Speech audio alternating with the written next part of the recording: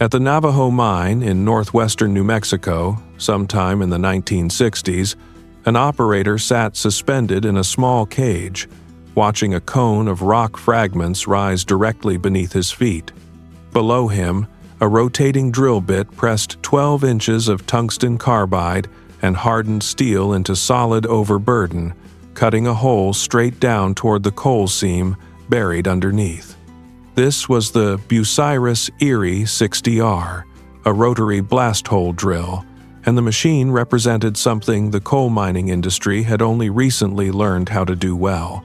Drilling holes for explosives faster than the drilling itself could become the bottleneck of an entire mine. To understand why that mattered, you have to understand what strip mining actually requires before a single shovel or dragline can move any earth at all. Removing overburden, the layer of rock and soil sitting on top of a coal seam, is rarely just a matter of digging. In most strip mining operations, that rock first has to be broken loose with explosives, because compacted rock and stone is often too dense and too structurally intact for a shovel or dragline bucket to simply tear apart on its own. Breaking it apart efficiently requires a precise grid of vertical holes drilled down into the overburden, each one loaded with explosive charges and detonated in a carefully timed sequence, fracturing the rock into a state loose enough for excavating equipment to actually move. Before any of the machines this channel has already covered can do their job, someone first has to drill that grid of holes and drill it fast enough to keep pace with everything downstream. For decades, that job belonged to churn drills, machines that broke rock through repeated percussive impact, essentially a heavy steel bit raised and dropped on a cable, again and again, chipping away at solid rock one strike at a time. Churn drills worked, and mines had relied on them for generations, but the method was inherently slow. Each hole required thousands of individual impacts, and the drill had to be periodically raised to clear accumulated rock cuttings from the bottom of the hole before continuing. In an industry where every other piece of equipment, the shovels, the drag lines, the haul trucks, was being scaled up and sped up throughout the mid-20th century, a slow drilling churn rig increasingly became the one machine holding everything else back. The Bucyrus Company had entered the drilling business decades earlier, acquiring the Armstrong Drill Company in 1933, initially serving the churn drill market that dominated the era. The Armstrong acquisition put Bucyrus in a business that had, until then, sat somewhat apart from its core identity as a builder of shovels and draglines. Drilling was a different discipline, closer to well boring than to excavation, and the company spent the better part of 2 decades refining churn drill designs before the shift toward rotary technology forced a second, more fundamental reinvention of what a Bucyrus drill actually was. That willingness to rebuild an entire product line around a new mechanical principle, rather than defending the older churn technology the company had already invested in, turned out to matter well beyond the 60R itself. Bucyrus continued refining rotary blast hole drilling for decades afterward, carrying the design lineage the 60R helped establish into later, larger models that would eventually be sold under the Bucyrus International name, and ultimately into the product catalog Caterpillar inherited when it acquired the company outright in 2011. The 60R was not the end point of that effort. It was closer to the moment the company committed to it. But by 1952, rotary blast hole drilling technology had matured enough to begin displacing the older percussive method across the industry, and Bucyrus, soon to become Bucyrus-Erie following its merger with Erie Steam Shovel Company, positioned itself at the center of that transition. The mechanical difference between the two methods was fundamental, not incremental. A rotary drill does not strike the rock. It presses down on it. A rotary bit, typically built with 3 hardened cones set with tungsten carbide inserts, known in the industry as a tricone bit, is forced downward into the rock under enormous static weight while simultaneously being rotated. That combination, continuous downward pressure paired with continuous rotation, crushes and grinds the rock into small chips rather than chipping it away one impact at a time. Compressed air is then blown down through the drill string and back up through the annular space around it, continuously flushing the rock cuttings up and out of the hole as drilling proceeds, rather than requiring the drill to stop and clear the hole the way a churn rig did. This combination made rotary drilling particularly effective in exactly the kind of geology the Bucyrus-Erie 60R was built to work in. Rotary technology performs best in soft to medium hard rock formations, precisely the category that includes the overburden sitting above most American coal seams. The Navajo mine's geology, along with most strip-mined coal country across the American West and Midwest, was almost perfectly suited to the method's core mechanical strength. The 60R itself was built to exploit that advantage at scale.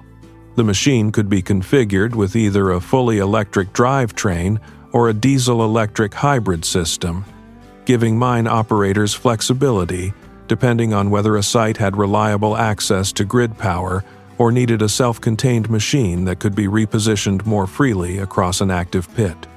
At the Navajo mine specifically, records from the site describe 3 60R units working simultaneously, 1 running fully electric, 2 running diesel-electric, drilling 12-inch diameter holes using tricone roller bits fitted with tungsten carbide inserts. The operator's position on the machine reflected exactly how directly connected the drilling process was to the person running it.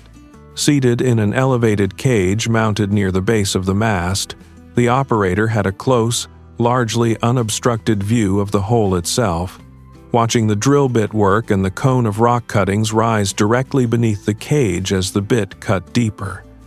This was not a remote or automated process. The operator was managing pull-down pressure, rotation speed, and airflow in close to real time, feeling the machine's response as the bit encountered harder or softer sections of rock, adjusting the drilling parameters by hand rather than relying on any automated system to do it for them.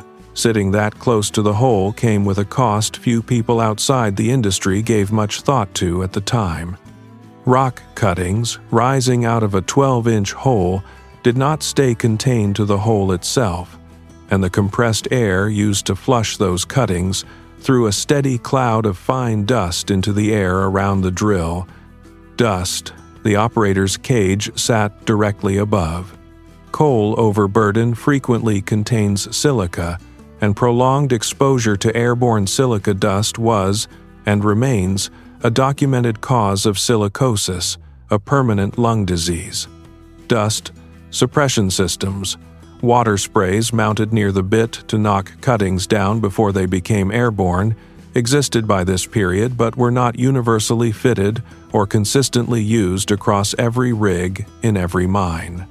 For operators running machines like the 60R through the 1960s and into the following decade, the job carried a respiratory risk that mine safety regulation would only begin to seriously address in the years ahead, well after machines of this generation had already logged years of service.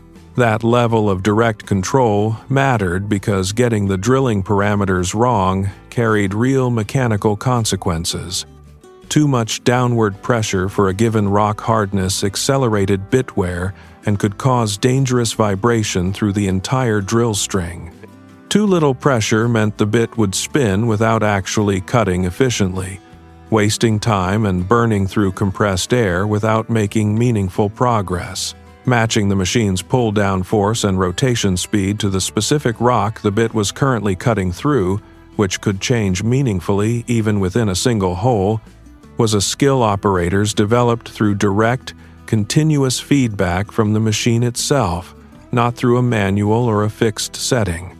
The economic logic behind investing in a machine like the 60R was straightforward, even if the drilling itself was mechanically complex.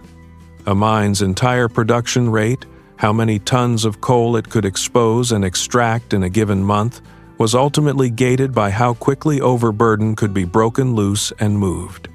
If the blast hole drilling crew could not keep pace with the shovels and drag lines waiting to dig, those far larger and far more expensive machines sat idle, burning labor costs and capital investment while waiting for holes that hadn't been drilled yet. A rotary drill capable of completing a 12-inch hole in a fraction of the time a churn rig required did not just drill faster for its own sake. It kept an entire mine's production chain moving at the pace its largest, most expensive equipment was capable of running. Drilling the hole was only the first half of the job. Once a grid of holes had been cut to the correct depth, a separate blasting crew followed behind the drill, loading each hole with ammonium nitrate and fuel oil, the standard bulk explosive used in surface mining by this period, mixed and poured directly into the hole rather than packed in as a solid charge. The sequence mattered as much as the explosive itself. Holes were not detonated all at once.